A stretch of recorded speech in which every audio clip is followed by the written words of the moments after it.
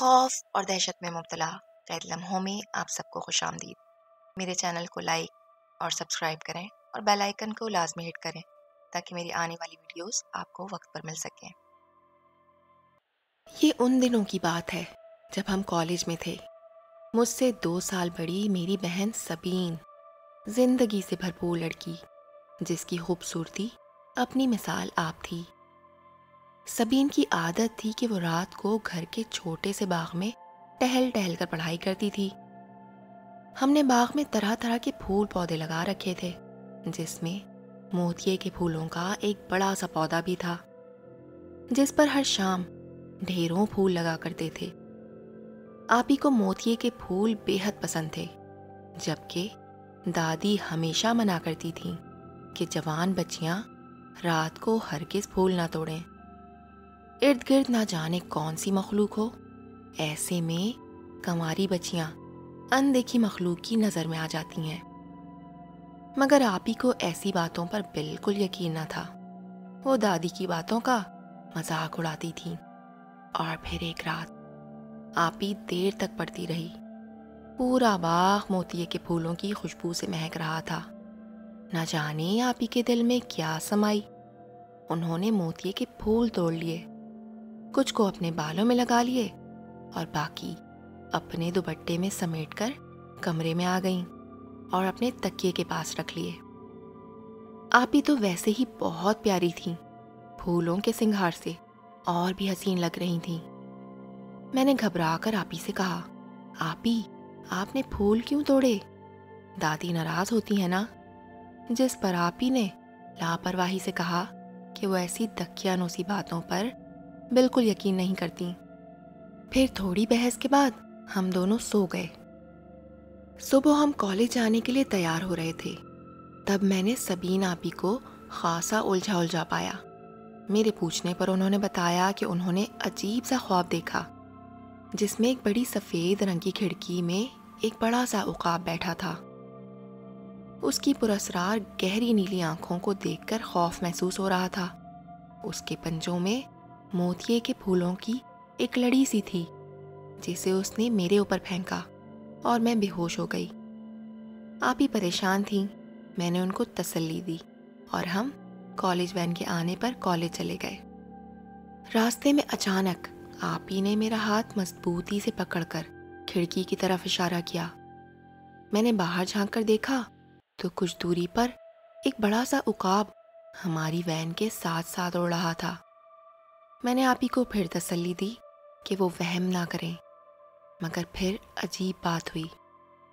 College کی چھٹی کے ٹائم پر جب ہم باہر نکلے تو ایک خوبصورت لڑکا کالج کے دروازے پر ہاتھ میں موتیے کے گجرے لیے کھڑا تھا۔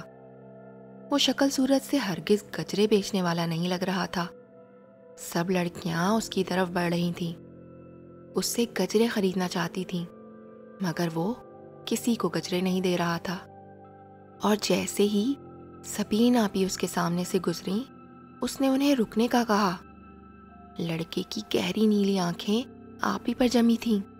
اس نے کہا، یہ گجرے صرف آپ کے لیے ہیں، مگر سبین آپی اسے نظر انداز کر کے وین میں بیٹھ گئیں۔ سارے راستے وہ خاموش رہیں، میں ان کی بے چینی محسوس کر سکتی تھی۔ پھر شام تک آپی کی طبیعت بہت خراب ہو گئی، انہیں تیز بخار ہو گیا جو کسی دوا سے اترنے کا نام ہی نہیں لے رہا تھا۔ پھر یوں ہوا کہ آپی روز موتیے کے پودے کے پاس سے بے ہوش ملتی، نہ جانے رات کے کس پہر وہ باغ میں چلی جاتی تھیں۔ میں نے تمام صورتحال دادی کو بتا دی۔ دادی بہت عبادت گزار خاتون تھیں، فوراً معاملے کی نزاکت کو بھانپ گئیں۔ دادی بولیں، آج رات میں تم دونوں کے کمرے میں سوں گی۔ ادھر امی ابو بھی سخت پریشان تھے کہ بیٹھے بٹھائے کیا مصیبت آ گئی ہے۔ میری نظروں میں وہ گجروں والا لڑکا گھوم گیا، جس کی پراسرار نیلی آنکھیں آپی پر ہی جمی ہوئی تھیں، مگر میں نے یہ بات کسی کو نہ بتائی۔ رات دادی ہمارے کمرے میں عبادت کرتی رہیں اور ان کی تمام توجہ آپی پر مرکوز تھیں۔ ادھر آپی گہری نیند سو رہی تھیں، جبکہ میری نیند خوف کے مارے پہلے ہی اڑ چکی تھی۔ ابھی رات کے 12 بجے تھے کہ موتیے کی تیز خوشبو پورے کمرے میں پھیل گئی، جسے دادی نے بھی بخوبی محسوس کیا اور جائے نماز سے اٹھ کر کرسی پر جا بیٹھیں۔ وہ مسلسل کچھ پڑھ رہی تھیں۔ اتنی دیر میں دروازہ یکدم ہی تیز ہوا کے جھونکے سے کھل گیا۔ آپی گہری نیند میں تھیں، مگر وہ اچانک اٹھ بیٹھیں اور باہر جانے لگیں۔ دادی نے جلدی سے آپی کو پکڑا اور بستر پر لٹا دیا۔ پھر انہوں نے دروازے کی کنڈی لگائی اور کچھ پڑھ پڑھ کر دروازے پر پھونکتی رہیں۔ میرا تو خوف سے برا حال تھا، جبکہ آپی بدستور ان تمام معاملات سے بے خبر گہری نیند میں تھیں۔ پھر ساری رات وقفے وقفے سے دروازے پر دستک ہوتی رہی، مگر دادی نے دروازہ نہ کھولا۔ اگلا دن بھی مصیبت سے بھرا تھا۔ آپی کی حالت خاصی جنونی سی ہو رہی تھی، آنکھیں سرخ اور بال بکھرے تھے، اور وہ دادی کو خون خوار نظروں سے گھور رہی تھیں۔ دادی نے ابو سے کہا، لڑکی پر کسی ہوائی شے کا اثر ہو گیا ہے، جلدی سے کسی اللہ والے کو بلا لاؤ۔ شام کو آپی کو ایک مزار پر لے گئے، جہاں فقیرنی کے روپ میں بیٹھی عورت نے بتایا کہ اس لڑکی پر ایک طاقتور جن کا سایہ ہے جو اسے نہیں چھوڑے گا۔ پھر اس عورت نے لال دھاگا پڑھ کر آپی کی کلائی میں باندھ دیا۔ دھاگا بندھنے کے بعد آپی بالکل پرسکون ہو گئی تھیں۔ ہم سمجھے سب ٹھیک ہو گیا ہے، مگر پھر آدھی رات کو میری باتوں کی آواز پر آنکھ کھل گئی۔ لمحے بھر کو میری سانس رکنے لگی۔ پورے کمرے میں موتیے کی دل فریب خوشبو پھیلی تھی۔ آپی کسی نادیدہ مخلوق سے باتیں کر رہی تھیں۔ کچھ دیر بعد بالکل خاموشی چھا گئی اور خوشبو بھی ختم ہو گئی۔ میں نے ڈرتے ڈرتے آپی کی طرف مڑ کر دیکھا تو وہ گہری نیند سو رہی تھیں، اور ان کے دونوں ہاتھوں میں موتیے کے گجرے تھے۔ پھر وہ لال دھاگا کہاں گیا؟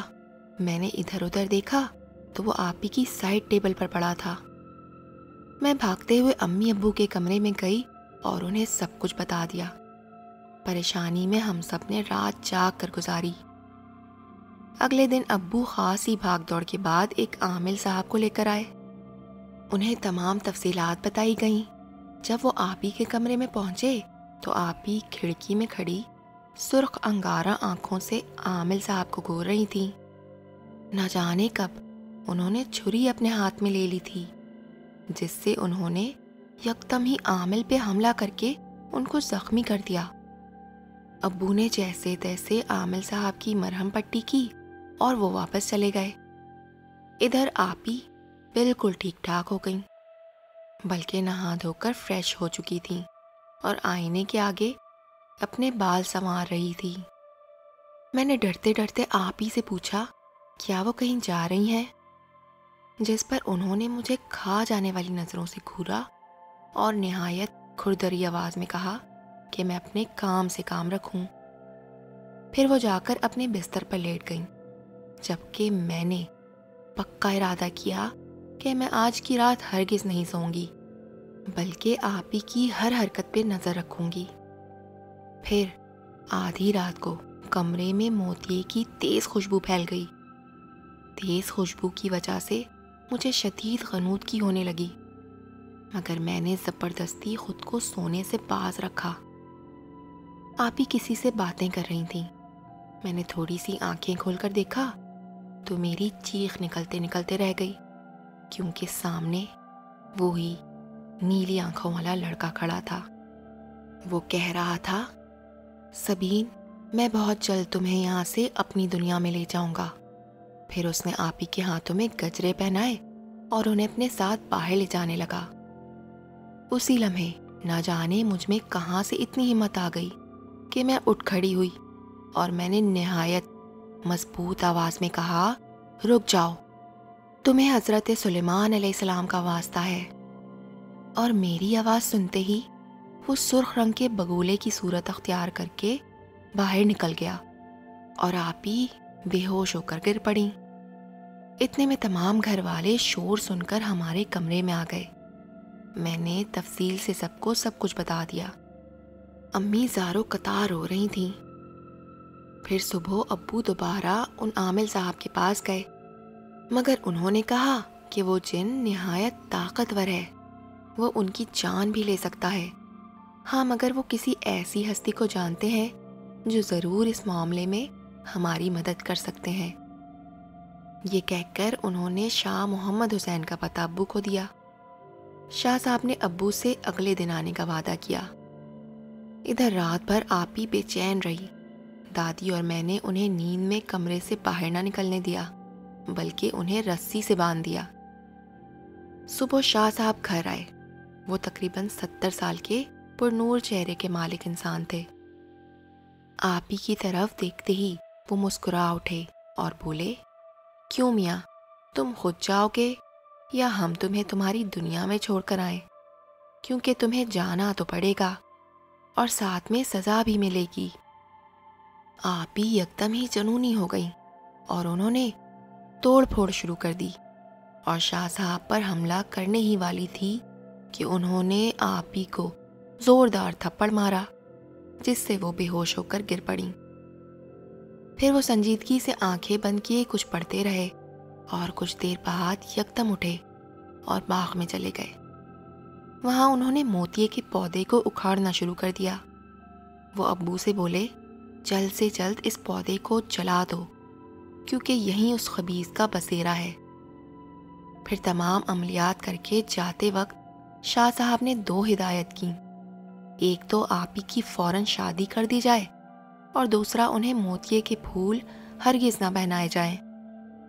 اس دن آپی بے حد ہلکی پھلکی اور ہنستی مسکراتی ہوئی تازہ دم اٹھی تھیں۔ پھر جلد آپی کی شادی بھی طے پا گئی۔ دلہن کے روپ میں وہ نہایت حسین لگ رہی تھیں۔ کچھ دیر بعد آپی کے کمرے سے چیخوں کی آواز بلند ہوئی۔ ہم نے دیکھا آپی بے ہوش پڑی تھیں اور لڑکیاں ڈری سہمی کھڑی تھیں۔ ہم نے اپنا سر پیٹ لیا، کیونکہ آپی کے ہاتھوں میں گجرے تھے جو انہیں بالکل منع تھے۔ ادھر اطلاع ملی کہ دولہا کا ایکسیڈنٹ ہو گیا ہے، اس لیے بارات نہیں آ سکتی، اور آپی کے جہیز کے سامان میں پراسرار طور پر آگ لگ گئی ہے۔ اس کا مطلب یہی تھا کہ وہ مخلوق واپس آ گئی تھی اور یہ سب اس کی انتقامی کارروائی تھی۔ شاہ صاحب کو مدد کے لیے بلایا گیا۔ وہ پہنچے تو نہایت غصے میں تھے۔ آپی نے ان پر بھرپور حملہ کرنا چاہا، مگر وہ بچ گئے۔ انہوں نے کہا، آج میں اس خبیث کا پکا بندوبست کر کے جاؤں گا۔ پھر سے آپی کو رسیوں سے باندھ دیا گیا اور شاہ صاحب نے اپنا روحانی عمل شروع کر دیا۔ یوں لگتا تھا جیسے وہ کسی کے ساتھ جنگ کر رہے ہوں، کسی کو مار رہے ہوں۔ اور پھر چند لمحوں بعد اس لڑکے کی آواز سنائی دی۔ وہ بولا، کچھ بھی ہو جائے میں اس لڑکی کو چھوڑ کر نہیں جاؤں گا۔ اس کی آواز میں کافی درد تھا۔ شاہ صاحب اٹل لہجے میں بولے، تجھے جانا تو پڑے گا، اور ساتھ ساتھ وہ مسلسل پڑھائی بھی کر رہے تھے۔ لڑکے کی درد میں ڈوبی سسکیاں سنائی دے رہی تھیں۔ وہ رو رہا تھا، معافیاں مانگ رہا تھا۔ اس نے کہا، آخر ہمارے ساتھ ہی ایسا کیوں ہوتا ہے؟ ہم بھی تو دل رکھتے ہیں، پھر ہمیں ہی جدا کیوں ہونا پڑتا ہے؟ اب کی بار شاہ صاحب نرمی سے بولے، کیونکہ انسان اور جنات کا کوئی جوڑ ہی نہیں، تم تو اسے اپنی اصل شکل بھی نہیں دکھا سکتے۔ شاہ صاحب اسے نرمی سے سمجھا رہے تھے۔ میں نے کھڑکی میں جھانک کر دیکھا تو وہ لڑکا زاروں قطار رو رہا تھا۔ وہ نڈھال سا بیٹھا تھا اور اس کے چہرے پر زخم کے نشانات تھے اور شکست کے تاثرات بھی۔ ایک لمحے کو مجھے اس پر ترس بھی آیا۔ پھر شاہ صاحب بولے، ہمیں اپنی اپنی دنیا کی حدود میں رہنا چاہیے، اسی میں انسان اور جنات دونوں کی بھلائی ہے۔ یہ لڑکی اور اس کا خاندان تم سے نجات چاہتے ہیں، وہ انسان ہے جبکہ تم جن زادے۔ تم ہماری بات مان لو تو ہم تمہیں جانے دیں گے۔ لڑکا کچھ دیر خاموشی سے سر جھکائے بیٹھا رہا اور پھر بولا، ٹھیک ہے، میں چلا جاتا ہوں، مگر میری ایک شرط ماننا ہوگی، اور وہ یہ کہ یہ لڑکی کبھی موتیے کے پھول نہیں پہنے گی۔ شاہ صاحب نے کہا، ہمیں منظور ہے۔ پھر وہ لڑکا یکدم غائب ہو گیا۔ यूं मेरी आपी की जान उस जिनजादे से छूट गई और तब से सबीन आपी मोतिये के फूलों और गजरे के करीब भी नहीं जाती। उनकी ज़िंदगी में अब भी कुछ मुश्किलात हैं, मगर वो उस जिनजादे से महफूज हो गई हैं।